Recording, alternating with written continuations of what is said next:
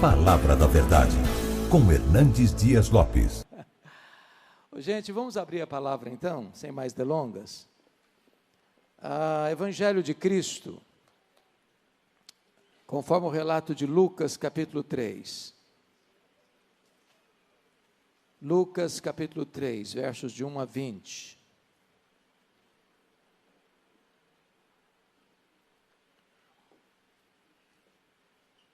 Peço que você, depois da leitura, permaneça com a sua Bíblia aberta nesta passagem comigo.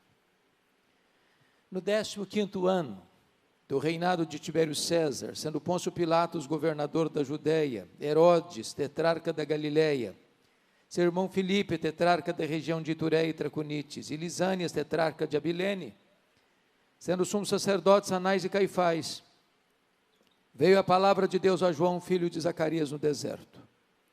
Ele percorreu toda a circunvizinhança do Jordão, pregando o batismo de arrependimento para a remissão de pecados, conforme está escrito no livro das palavras do profeta Isaías. Vós, o que clama no deserto, preparai o caminho do Senhor, endireitai as suas veredas. Todo o vale será aterrado e nivelados todos os montes e outeiros. Os caminhos tortuosos serão retificados e os escabrosos aplanados. E toda a carne verá a salvação de Deus. Dizia ele, pois, às multidões que saíam para ser batizadas: raça de víboras, quem vos induziu a fugir da ira vindoura? Produzi, pois, frutos dignos do arrependimento. E não comeceis a dizer entre vós mesmos: temos por pai Abraão. Porque eu vos afirmo que destas pedras Deus pode suscitar filhos a Abraão. E também já está posto o machado à raiz das árvores. Toda árvore, pois, que não produz bom fruto, é cortada e lançada ao fogo. Então as multidões o interrogavam, dizendo: que havemos, pois, de fazer? Respondeu-lhes: quem tiver 2 túnicas, reparta com quem não tem, e quem tiver comida, faça o mesmo. Foram também publicanos para serem batizados e perguntaram-lhe: mestre, que havemos de fazer? Respondeu-lhes: não cobreis mais do que o estipulado. Também soldados lhe perguntaram: e nós, que faremos? E ele lhes disse: a ninguém maltrateis, não deis denúncia falsa, e contentai-vos com o vosso soldo. Estando o povo na expectativa e discorrendo todos no seu íntimo a respeito de João, se não seria ele porventura o próprio Cristo, disse João a todos: eu na verdade vos batizo com água, mas vem o que é mais poderoso do que eu, do qual não sou digno de desatar-lhe as correias das sandálias. Ele vos batizará com o Espírito Santo e com fogo. A sua pá ele a tem na mão, para limpar completamente a sua eira e recolher o trigo no seu celeiro. Porém queimará a palha em fogo inextinguível. Assim, pois, com muitas outras exortações, anunciava o evangelho ao povo. Mas Herodes, o tetrarca, sendo repreendido por ele, por causa de Herodias, mulher de seu irmão, e por todas as maldades que o mesmo Herodes havia feito, acrescentou ainda sobre todas a de lançar João no cárcere. Eu gostaria, então, de conversar um pouco com vocês sobre o poder transformador da palavra de Deus. João Batista foi declarado por Jesus o maior homem dentre os nascidos de mulher.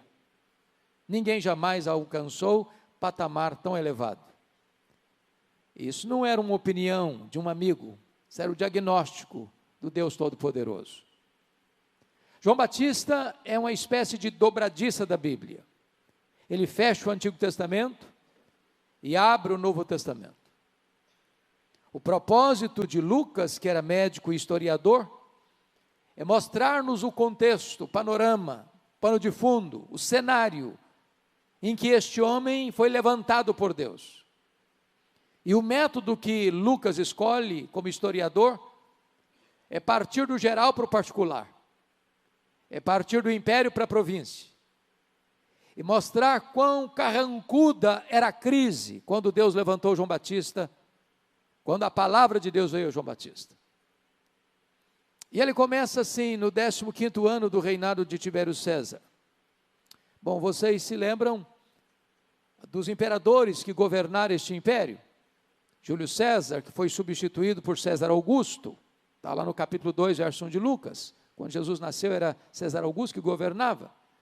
Agora, seu filho adotivo, quando Jesus inicia o seu ministério, seguindo a abertura que João lhe traz, é Tibério César que está no comando, depois vem Calígula, depois vem Cláudio, depois vem Nero, depois vem Tito Flávio, depois vem Vespasiano, depois vem Domiciano, depois vem Galba, e encerra-se o primeiro século com esses imperadores. Você sabe que os imperadores romanos eram homens tantas vezes truculentos, porque a imagem de Daniel 2 é que o Império Romano eram as pernas de ferro e os pés de ferro e barro.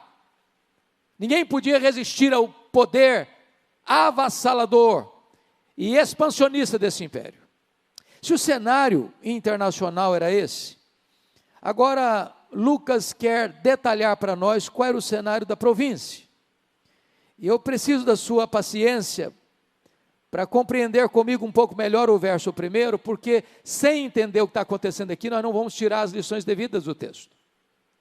E ele diz assim: sendo Pôncio Pilatos governador da Judéia, e passa a citar 3 filhos de Herodes o Grande: Herodes, tetrarca da Galileia; Filipe, tetrarca da região de Itureia e Traconites; e Lisânias, tetrarca de Abilene. Vamos entender um pouco então aqui o contexto histórico. Você se lembra que o Antigo Testamento encerra com o Império Medo-Persa? Mas em seguida o Império Medo-Persa cai nas mãos do Império Greco-Macedônio, que espalha a cultura helênica, e que espalha a língua grega, que talvez seja o inglês de hoje, daquela época. E a cultura helênica tornou-se muito forte.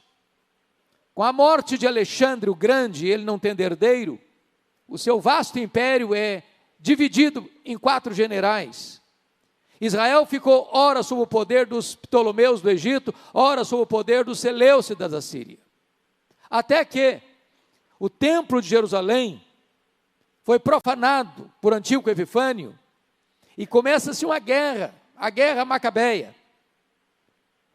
Quando Matatias, Judas entram nessa peleja e ganham essa peleja. E começa então o governo desta família Asmoneia. Porém, no ano 63 a.C., Pompeu conquista esse território. Israel passa a ser dominado pelo chamado então Império Romano. Pompeu constitui Antípater como rei dessa região. Mas ele morre e o seu filho, e eu quero parar um pouquinho aqui, o seu filho Herodes, que nós chamamos de Herodes o Grande, o Herodes I, recebe o título de rei de Israel. Você vai perceber que esse Herodes o Grande, que reina até o período da infância de Jesus, era um homem de uma capacidade administrativa incrível. Quase tudo que é grande em Israel foi ele que construiu, foi ele que ampliou e embelezou o templo de Jerusalém, tornando-o mais belo do que o templo de Salomão. Foi ele quem construiu o porto de Cesareia, abrindo o comércio para o mundo e facilitando as viagens missionárias. Foi ele quem construiu a fortaleza de Massada, às margens do Mar Morto, para onde fugiram 3.000 judeus na invasão de Roma a Jerusalém no ano 70. Foi ele quem construiu a fortaleza da Antônia, onde Jesus foi julgado por Pôncio Pilatos.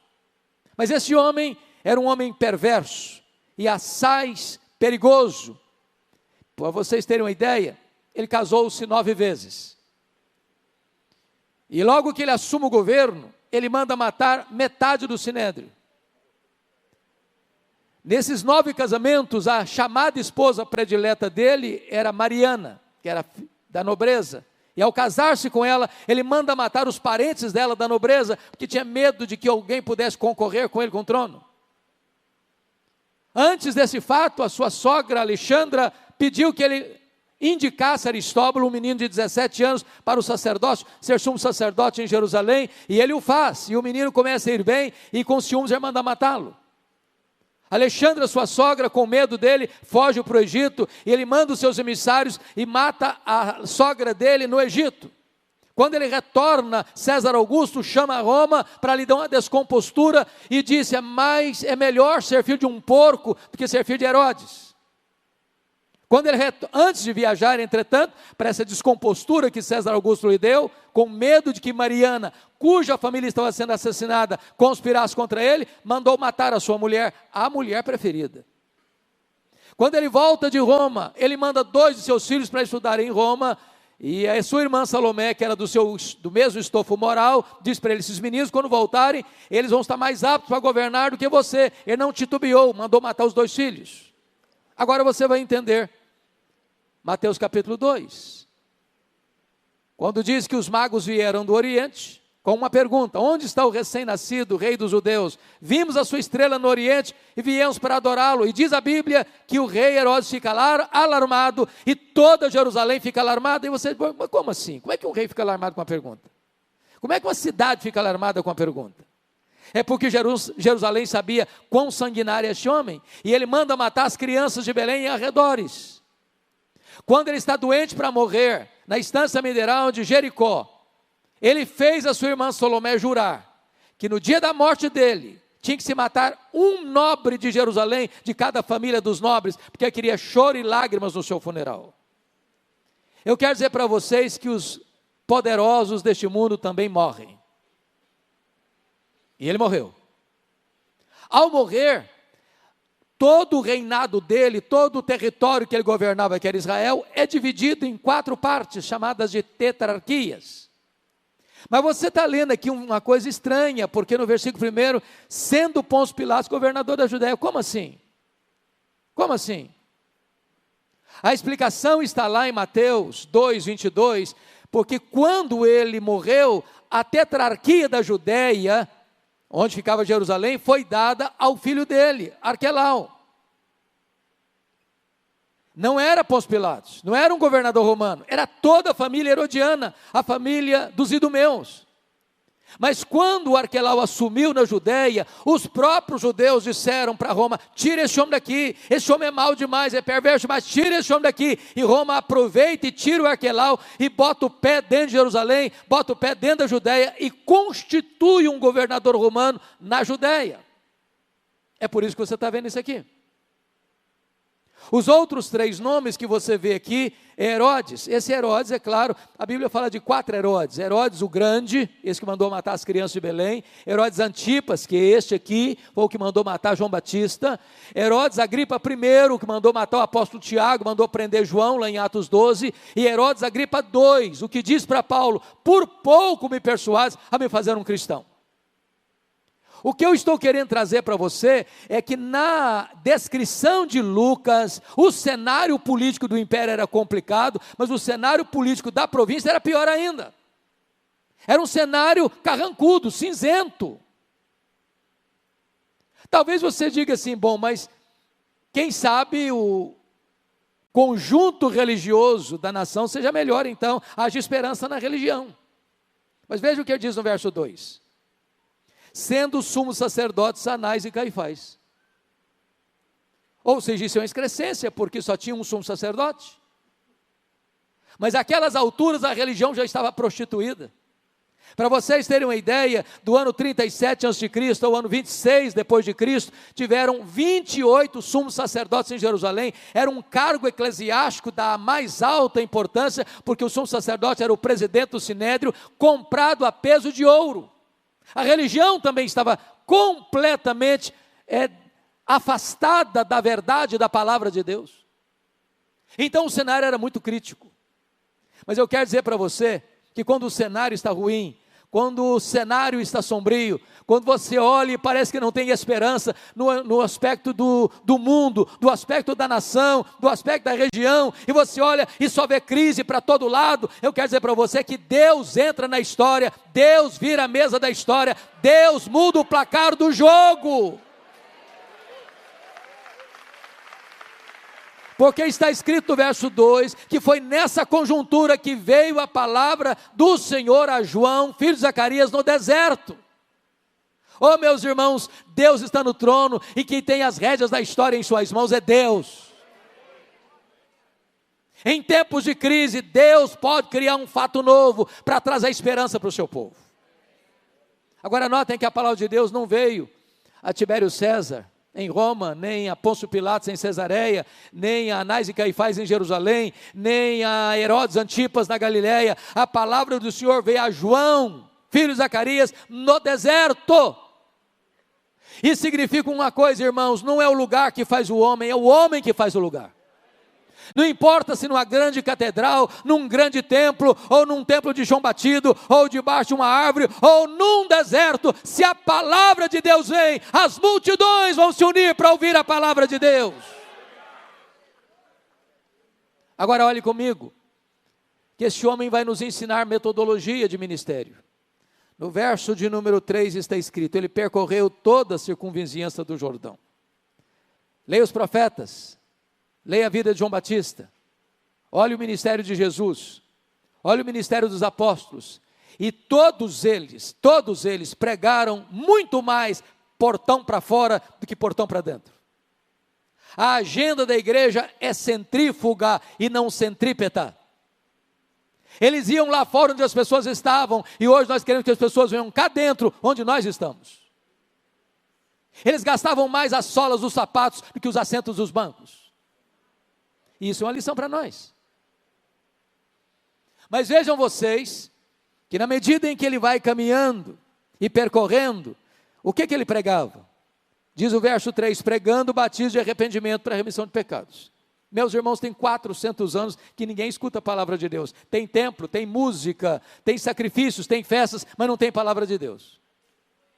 E quando a palavra de Deus vem, você fica chocado com o pregador. Porque nós podíamos dizer, ô João, pega mais leve, esse povo não está acostumado com Bíblia não, esse povo tem que ir muito no beabá com eles, porque senão eles ficam escandalizados, e não vai dar certo não, você tem que ser mais politicamente correto. Pega leve, prega uma mensagem mais palatável, desse jeito você vai ficar sozinho. Mas João começa pregando batismo de arrependimento para a remissão de pecados. Aliás, arrependimento é a grande manchete do reino de Deus, é a pregação dos profetas, é a pregação de João, é a pregação de Jesus, é a pregação dos apóstolos, e deve ser a pregação da igreja. Não tem salvação, não tem perdão, não tem remissão de pecados, a não ser que haja mudança na vida, no caráter, na mente, no coração, na história. Agora notem comigo, meus amados, que você ainda pode fazer a seguinte pergunta, bom, mas esse pregador tem 400 anos que ninguém escuta a Bíblia, ninguém escuta a pregação, ninguém escuta a palavra de Deus, mas de onde ele tirou essa mensagem? Ele inventou essa mensagem? Ele criou essa mensagem? É glorioso e importante entender isso. Quando ele abre a boca para pregar, depois de 400 anos, ele não cria mensagem, ele não inventa mensagem, ele não é a fonte da mensagem, ele não é a origem da mensagem. O verso 4 diz, conforme está escrito no livro das palavras do profeta Isaías, ele se volta para a Bíblia. E eu louvo a Deus, pastor Josué, eu louvo a Deus por ver esta igreja trazer nesse tempo e nessa geração uma conferência de paixão pelas Escrituras. Porque eu estou absolutamente convencido que a maior necessidade da igreja evangélica brasileira é uma volta para as Escrituras. É resgatar a grande bandeira da reforma, só a Escritura, só a Escritura. Bendito seja Deus. O pregador não é a origem da mensagem. O pregador não cria mensagem. O pregador é servo da mensagem, ele entrega a mensagem, ele é portador da mensagem, a mensagem não é dele, a mensagem é de Deus, a mensagem emana das Escrituras. Deus não tem nenhum compromisso com a palavra do pregador, Deus tem compromisso com a sua palavra. O que tem promessa de não voltar vazia, não é a palavra do pregador, é a palavra de Deus através do pregador. Agora, irmãos, a pregação produz uma revolução, uma transformação radical. E você vai notar aí 4 transformações profundas no verso 5. Todo vale será aterrado, nivelados todos os montes e outeiros, os caminhos tortuosos serão retificados, e os escabrosos aplanados. Vale é depressão, são cavernas escuras, lugares escondidos, sombrios, talvez lúgubres ou lógubres, áreas que estão na penumbra na nossa alma. Mas vale fala também de separação de 2 montes, tudo aquilo que separa. Essas coisas precisam ser aterradas, se é que o Senhor vai se manifestar na vida da igreja, na sua vida, na minha vida, na nossa vida. Monte outeiro fala de incredulidade. O Senhor não fez milagres em Nazaré por causa da incredulidade do povo. Monte fala de altivez, de soberba, de orgulho, de arrogância. Onde tem soberba, Deus não se manifesta, porque Deus é contra a soberba. O caminho torto, irmãos, fala de vida dupla, fala de hipocrisia, de ser uma coisa na igreja, outra coisa em casa, outra coisa no trabalho, outra coisa no lazer. A vida do crente tem que ser vida reta, na luz. O caminho escabroso, na língua original, traz a ideia de fora do lugar. O que é que está fora do lugar? Na sua história, na sua vida, é o seu casamento, é a sua vida financeira, é o seu mundo emocional, é a sua fidelidade a Deus, é o culto doméstico que já não existe mais na sua casa. O que é que está fora do lugar, que precisa hoje ser colocado no lugar, para que o Senhor se manifeste? Notem comigo que João se apresenta, ou é apresentado, como engenheiro de trânsito do reino de Deus. É isso que está escrito aí. Vós, o que clama no deserto, preparai o caminho do Senhor, endireitai as suas veredas. Isso aí tem a ver com a cultura da época, que os reis e imperadores dos grandes impérios, egípcio, assírio, babilônico, medo-persa, greco-romano, greco-macedônio, romano, quando o imperador ou um rei ia visitar uma província longínqua, não tendo estradas adequadas, ele mandava o seu engenheiro de trânsito para preparar a estrada, abrir caminho, para que pudesse passar com a comitiva real. Pois João Batista é esse engenheiro de trânsito, e ele não está falando de estrada, ele está falando do seu coração, é a minha vida, o caminho onde o Senhor Deus vai se manifestar ao mundo. Temos que preparar o caminho do Senhor. Eu tive o privilégio e a bênção de visitar a missão Quacis-Abantu na África do Sul, onde aconteceu um dos mais importantes avivamentos do século passado, em 1966. Vi ali um templo para 14 mil pessoas, numa fazenda, com 3 cultos por dia, caravanas do mundo inteiro indo lá ver o que Deus estava fazendo. Cegos viram, coxos andaram, mortos ressuscitaram. Mas para meu espanto, eu não vi nenhuma ênfase em milagres ali, mas vi o ar encharcado pela presença de Deus, vi o perfume da santidade de Deus, vi a glória de Deus se manifestando naquele lugar.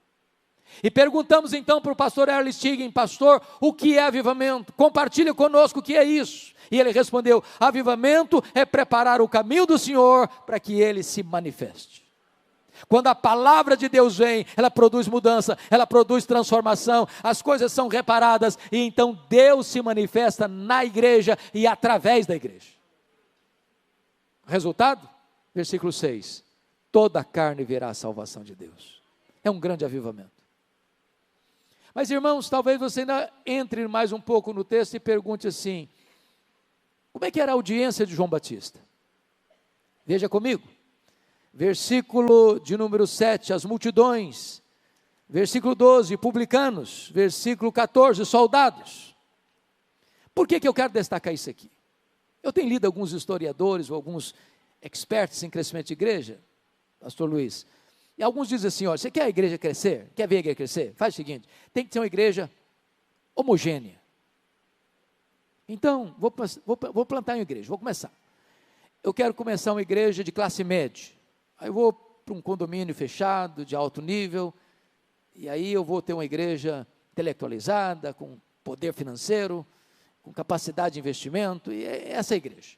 Outros não, eu quero começar uma igreja de gente mais intelectual, então vou plantar uma igreja do lado de uma grande universidade.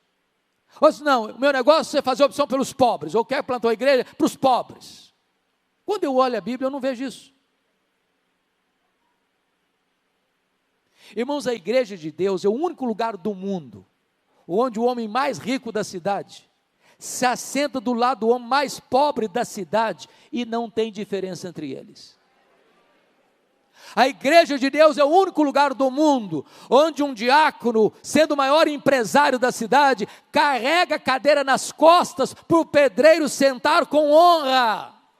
Deus não vê o homem como nós vemos, Deus não olha a cor da pele, Deus não olha os diplomas da parede, Deus não olha a conta bancária, Deus não tem opção nem pelo rico nem pelo pobre, Deus tem opção pelo homem, e Ele ama todos indistintamente.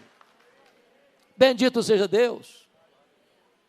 Agora notem mais, meus amados irmãos, a pregação de João Batista é uma pregação assaz contundente, eu queria ressaltar isso. Primeiro, ele alerta sobre o perigo mortal da hipocrisia. Veja o verso 7 comigo. Dizia ele, pois, às multidões que saíam para serem batizadas: raça de víboras. Meus irmãos, isso é escandalizador. Eu fico chocado. Perplexo, não é possível. Tem 400 anos que ninguém prega. Aí o cara se levanta para pregar e chama o auditório dele de raça de víboras. Não é possível. Que insensibilidade. Eu acho que se o pastor José fosse fazer isso aqui nos domingos, sei não. Agora vamos entender o que ele está falando, porque a chave hermenêutica para entender esse versículo está lá em Mateus 3,7. É texto paralelo deste. Está lá que quando João olha essas multidões, está no plural, muitos fariseus e saduceus estavam junto desta multidão, no meio dessa multidão, vindo para serem batizadas. E é nesse contexto, vendo os muitos fariseus e saduceus, que João Batista disse: raça de víboras. Vamos entender um pouco melhor então. Quando você lê sobre fariseu e saduceu no Novo Testamento, você não gosta desse time. Não é verdade? São hipócritas, são fanfarrões, gostam de holofotes, ocupam os primeiros lugares, fazem propaganda da espiritualidade deles, perseguiram Jesus. Mas não foi assim no começo não, foi não. Quando surgiu esse movimento dos fariseus, irmãos, era um movimento de reforma e reavivamento. Os fariseus nasceram para ser uma contracultura à onda de helenização da igreja, da época, de resistência ao apego à ortodoxia bíblica. Mas com o tempo, a forma foi tomando o lugar da essência, e eles mantiveram o verniz, mas perderam a piedade. E João Batista está olhando essa gente, com a casca bonita, mas como um sepulcro branquinho, mas cheio de podridão por dentro. E diz: raça de víboras. Mas e os saduceus? Os saduceus, vocês bem sabem, também fazia parte desse time de reforma, de reavivamento, de resistência à helenização, à secularização. Mas os saduceus sucumbiram à cultura helênica. Para vocês terem uma ideia, eles não acreditavam, como os gregos não acreditavam, em ressurreição. Não acreditavam em anjos. Não acreditavam no Velho Testamento todo. Eram os teólogos liberais dos nossos dias. E eu vou lhes dizer uma coisa, irmãos: qualquer igreja que subscreve o liberalismo, assina no mesmo dia o seu atestado de óbito. Não há antídoto contra o liberalismo. Uma igreja que entra para o liberalismo, ela morre. Você nunca vai encontrar uma igreja liberal fazendo missões. Você nunca vai encontrar uma igreja liberal fazendo uma conferência sobre paixão pelas Escrituras. Você nunca vai encontrar uma igreja liberal crescendo, experimentando um avivamento. Não vai. Agora, eles tinham outro problema. Eles se tornaram colaboracionistas de Roma, o império que dominava Israel. E o que eles recebem em moeda de troca? Recebem a mina de ouro da religião judaica, a administração do templo. Tudo acontecia no templo, as festas, as cerimônias de sacrifício. E você lê em Atos 2 a quantidade de gente que tinha em Jerusalém na época da festa, na festa do Pentecostes. Só que as pessoas, ao virem para a festa, traziam a sua moeda estrangeira, não podiam comprar sacrifícios, nem cordeiros, nem pombas, nem rolas com dinheiro estrangeiro, não. Tinha que fazer a troca da moeda, e lá na mesa dos cambistas, na praça do templo, e eles cobravam taxas escorchantes para embolsar o dinheiro. Ninguém podia trazer de casa o sacrifício, não. Tinha que comprar lá na praça do templo. A praça do templo era feita de currais, gaiolas, com pombas, com rolas. Para quê? Para vender por preços abusivos para embolsar o dinheiro. E Jesus se ira com isso, pega o chicote e começa a chicotear, virar a mesa dos cambistas, abrir os currais, abrir as gaiolas, dizer: vocês transformaram a casa do meu pai, casa de oração, em covil de salteadores. Aí João está olhando esse time todo vindo para ser batizado, e ele diz: raça de víboras. O que ele está dizendo?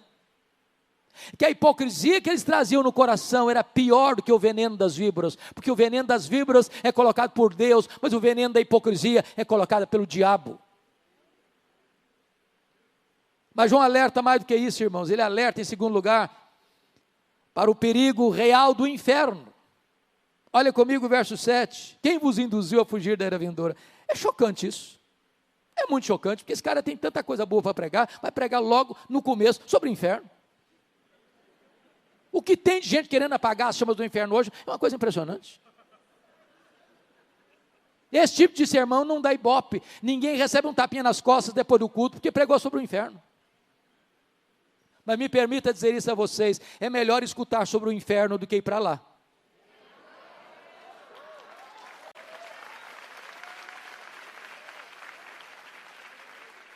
Terceiro lugar, João Batista alerta, meus amados irmãos, sobre o perigo do falso arrependimento. Olha o verso 8: produzir, pois, frutos dignos do arrependimento. Não é arrependimento e novamente arrependimento e novamente arrependimento, é arrependimento e frutos dignos de arrependimento, porque esta graça que justifica o pecado e não o pecador, é uma graça barata. Preste atenção nisso: quando a pessoa não quer mudar de vida, ela muda de teologia. Ela cria uma teologia para justificar os seus erros. Essa é uma graça barata. Não, o evangelho transforma, o evangelho muda, o evangelho restaura. Mas em quarto lugar, irmão, João Batista alertou para o perigo da falsa confiança religiosa. Olha comigo a parte B do verso 8: e não comeceis a dizer entre vós mesmos: temos por pai Abraão. Tinha muita gente que estava pensando o seguinte: bom, gente, está tranquilo com a gente, está tudo bem, tudo tranquilo. Corre em nossas veias o sangue do ancestral, do patriarca, do fundador da nação, está tudo bem. Somos filhos de Abraão. Mas os verdadeiros filhos de Abraão não são os que têm o sangue de Abraão correndo em suas veias, mas os que têm a fé de Abraão habitando em seu coração. Tem muita gente hoje que fica assim: não, eu estou tranquilo, eu sou calvinista, convicto. Não, está tudo bem comigo, eu sou arminiano convicto. Não, eu sou batista desde que eu nasci. Não, eu sou presbiteriano desde o berço. Não, eu sou metodista de coração aquecido. Meu amado irmão, ser presbiteriano, ser batista, ser metodista, ser isso, ser aquilo outro, é muito bom, mas isso não resolve a sua vida. Quem salva é Jesus, e é só Jesus quem salva. Precisamos botar a nossa confiança no fundamento certo. Mas finalmente, olha comigo aí, ele ainda alerta sobre o perigo de uma vida infrutífera, no verso 9, e também já está posto o machado à raiz das árvores, toda árvore, pois que não produz bom fruto, é cortada e lançada ao fogo. Não é aparência, não é propaganda, não é performance, não é teatro, é transformação, é fruto, é mudança de vida. Bom, você pode ainda perguntar: pastor, mas que resultado essa mensagem produziu? A pregação da palavra. Então vamos ver aí comigo. Olha o verso 10 e 11. O apelo não parte do pregador para o auditório, parte do auditório para o pregador. Então as multidões o interrogavam dizendo: que havemos, pois, de fazer? Respondeu-lhes: quem tiver 2 túnicas, reparta com quem não tem, quem tiver comida, faça o mesmo. Você quer saber se uma pessoa se arrependeu mesmo? Se ela é convertida mesmo? Veja se ela é generosa. Não combina crente pão duro, mão de vaca, avarento. Crente tem o coração aberto, o bolso aberto, as mãos abertas, a casa aberta. É claro que os bens de consumo naquela época eram diferentes de hoje. Hoje você abre o seu guarda-roupa, você sempre tem mais roupa do que você precisa, está comprando mais. Naquela época, uma pessoa comprava uma túnica e usava a túnica até acabar. Quem tinha 2 túnicas era só fulano. Quem tem 2, dê uma para quem não tem. Quem tiver comida, faça o mesmo. Agora preste atenção: generosidade não é arrependimento. Ninguém vai para o céu porque dá roupa e comida para as pessoas. Generosidade é a evidência do verdadeiro arrependimento, mas não é um substituto do arrependimento. Para ser salvo, tem que se arrepender e crer no Senhor Jesus. Qual é a evidência que você é salvo? Se você é generoso. Mas o versículo de número 12 e 13 traz para nós uma outra situação. Veja aí. Então foram também os publicanos para serem batizados e perguntaram-lhe: mestre, que havemos de fazer? Respondeu-lhes: não cobreis mais do que o estipulado. Aqui eu estou falando da Receita Federal. O leão está de olho em você. Ele conhece você. Naquela época, Roma não tinha toda a estrutura de arrecadação de tributos que nós temos hoje. O que Roma fazia? Roma dava concessão para alguém arrecadar os tributos em uma determinada região, com o compromisso de passar um valor definido para os cofres de Roma, para a Receita Federal de Roma. Mas esse publicano tinha a liberdade de arrecadar o que ele quisesse. Roma não estava nem aí. E eles então exploravam as pessoas. E eles então cobravam taxas abusivas, impostos pesadíssimos, tributos que eram absolutamente opressivos. E esse time está lá escutando João Batista. E nós? Vamos fazer o quê? E ele respondeu: não cobreis mais do que o estipulado. Em outras palavras, você quer saber se uma pessoa é convertida mesmo? Se ela é honesta, íntegra nos seus negócios. Irmãos, crente não passa a perna nos outros. Crente não dá cheque sem fundo. Crente não assume dívida com intenção de não pagar. Crente fecha o negócio no fio do bigode, com aperto de mão. Crente é confiável. Crente não explora os outros para ficar rico. Crente não entra em sistema de opressão para tirar o pouco do outro para se enriquecer. Ô irmãos, eu acho, tem hora que eu fico com o sangue meio fervendo às vezes, a igreja evangélica brasileira precisa de um choque ético. Choque ético. Mas vamos ver agora o versículo 14. Olha aí comigo. Também soldados lhe perguntaram: e nós que faremos? E ele lhes disse: a ninguém maltrateis, não deis denúncia falsa, contentai-vos com o vosso soldo. O que ele está dizendo para os soldados aqui? Não use a sua farda, a autoridade da sua farda, para exorbitar no seu papel de autoridade, para oprimir as pessoas. Não maltrate as pessoas.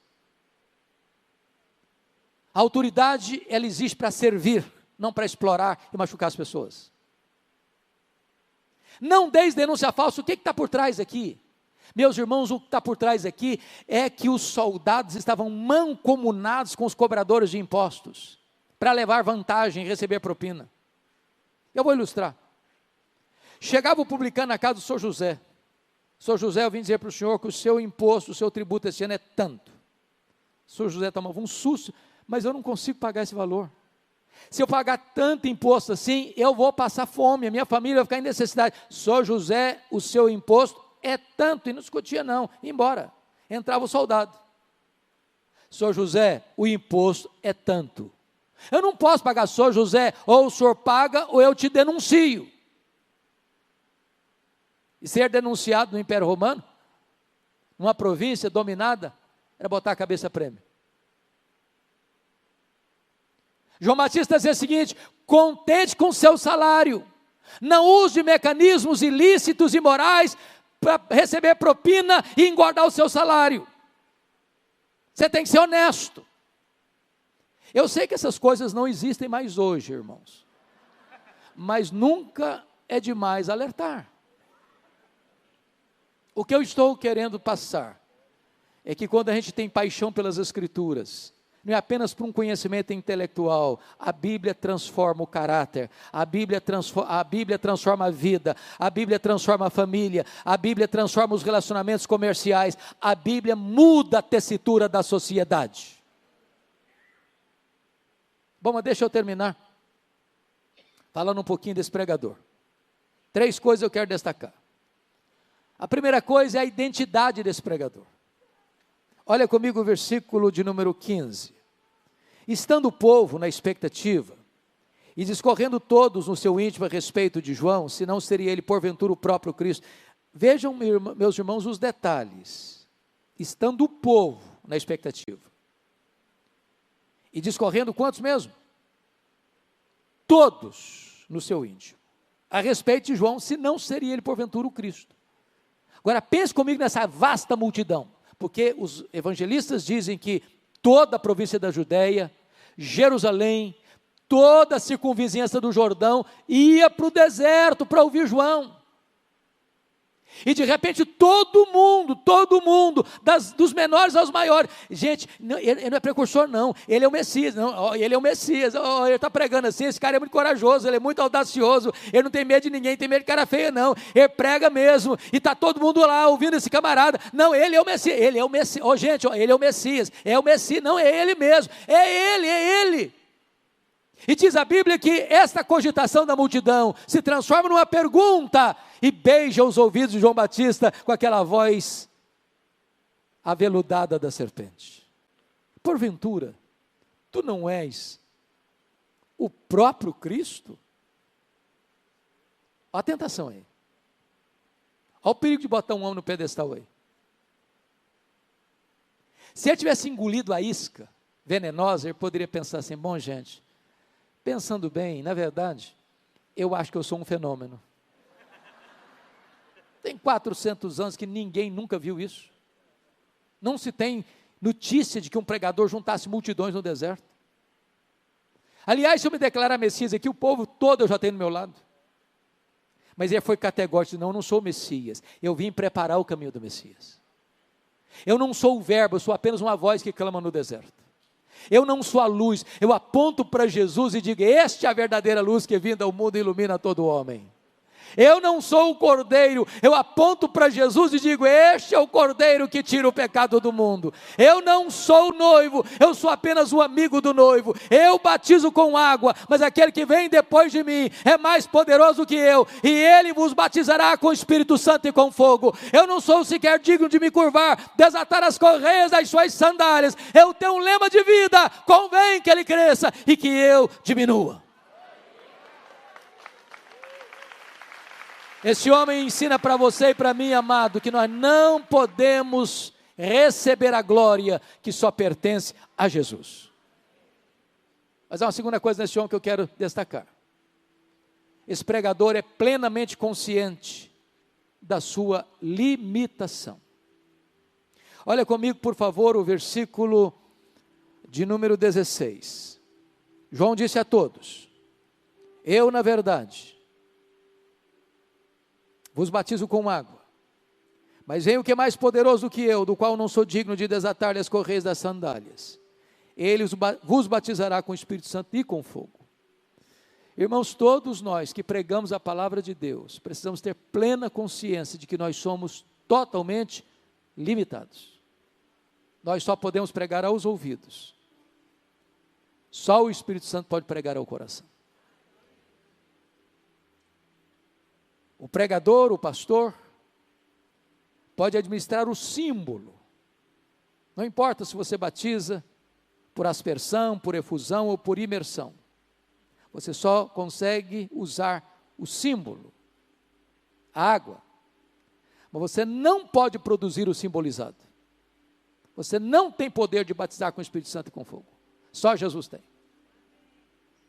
Você pode pegar os elementos da ceia e partir o pão e distribuir o cálice com vinho, mas você não tem o poder de tornar esse sacramento eficaz no coração das pessoas. Você e eu somos o quê? Limitados. Baixa a bola, baixa a bola. O vaso é de barro. O que é importante não é o pregador, é a pregação. O que é importante não é o vaso, é o que está dentro do vaso. Os obreiros passam, a palavra é eterna. Deus sepulta os seus obreiros, mas a sua obra continua. Mas finalmente, esse pregador é corajoso. Olha comigo o verso 19. Está escrito o seguinte: Mas Herodes, o tetrarca, sendo repreendido por ele por causa de Herodias, mulher de seu irmão, e por todas as maldades que o mesmo Herodes havia feito, acrescentou ainda sobre todas as de lançar João no cárcere. Eu disse para vocês que o Herodes, o grande, Herodes I, o pai dessa patota toda aí do verso 1, casou-se 9 vezes, formando o que nós chamamos de uma família disfuncional. Aquilo que nós chamamos hoje de meio-irmãos. 4 desses filhos receberam um poder político. Arquelau, Herodes Antipas, Filipe II, que é esse aqui do verso 1, e Lisânias. Mas tinha muitos outros filhos. Um desses filhos era o Filipe I, que morava em Roma, casado com Herodias. Herodias também era filha de Herodes o Grande, com outra mulher. E um dia Herodes Antipas vai a Roma e se engraça com a sua cunhada, que também era sua sobrinha. Herodes Antipas era casado com a filha do rei Aretas. E Herodias disse para ele: se você me prometer de se divorciar da sua mulher, eu largo o seu irmão e vou com você para Galileia, você é sua mulher. Herodes Antipas divorciou-se da filha do rei Aretas e trouxe a tiracolo a sua cunhada, a sua sobrinha, como sua mulher. O pecado de Herodes Antipas não foi apenas adultério, foi também incesto. Quando João Batista olha essa cena, ele bota o dedo na ferida e diz para Herodes Antipas: não te é lícito possuir a mulher do teu irmão. Ele estava mexendo num vespeiro, num ninho de cobras. Eu fico pensando, se nós hoje fôssemos tratar dos pecados particulares dos poderosos deste século, o que ia acontecer conosco? Não teríamos vida fácil.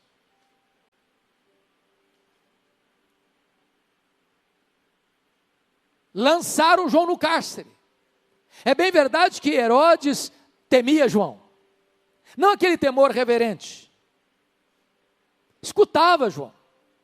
E João não maciava não, falava do juízo final com ele. Até o dia que houve uma festa. Herodes deu a festa. Era aniversário dele. E a filha de Herodias dançou na presença do rei com seus convivas, e possivelmente já estava bêbado, e fez promessas inconsequentes. E a menina foi perguntar para a mãe: ô mãe, o que é que eu peço? Ela respondeu: peça a cabeça de João Batista numa bandeja. E o maior homem dentre os nascidos de mulher já estava preso. Preso aonde? Na prisão de Maquerós. Onde fica? Às margens do Mar Morto. Temperatura média durante o dia 40 a 50 graus. O maior homem dentre os nascidos de mulher, o pregador das multidões do deserto, agora recebe um carrasco e a sua cabeça é decepada e é levada como um prêmio para uma mulher adúltera, para um adolescente inconsequente, para um rei bêbado. E você sai dessa cena horrorizado. Que tragédia. Mas eu quero dizer a vocês, meus irmãos, que é melhor estar preso numa masmorra e ter a consciência livre, do que estar livre e ter a consciência acorrentada pela culpa, pela covardia. João Batista não era um alfaiate do efêmero, João Batista era um escultor do eterno.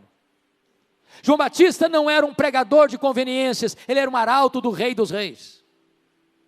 Ele tinha fibra. Ele estava pronto a dar a sua vida pelo seu ideal. Mas eu quero lhes dizer ainda, que ainda que um homem morra da pior maneira possível na terra, o que importa não é como um homem morre, mas é como ele ressuscita. Por mais doloroso que seja o sofrimento que você e eu venhamos a enfrentar, por pregarmos a palavra de Deus, eu quero dizer para você que o céu indenizará qualquer sofrimento que nós tivermos aqui, por causa do Evangelho. Eu pergunto a você hoje, que pai e que mãe, em sã consciência, bota o nome num filho de Herodes? Só um louco, ou um desavisado.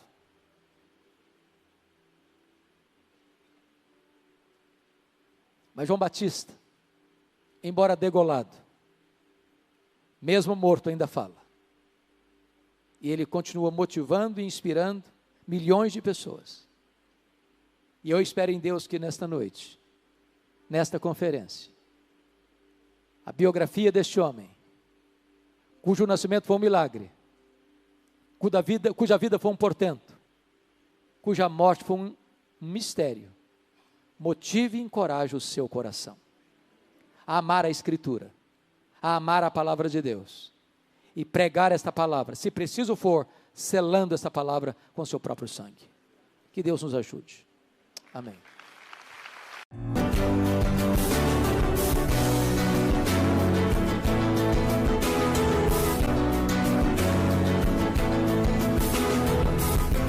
Palavra da Verdade, com Hernandes Dias Lopes.